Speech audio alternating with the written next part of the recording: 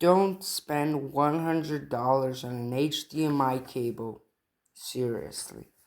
A lot of companies try to convince you that expensive HDMI cables give you better picture quality.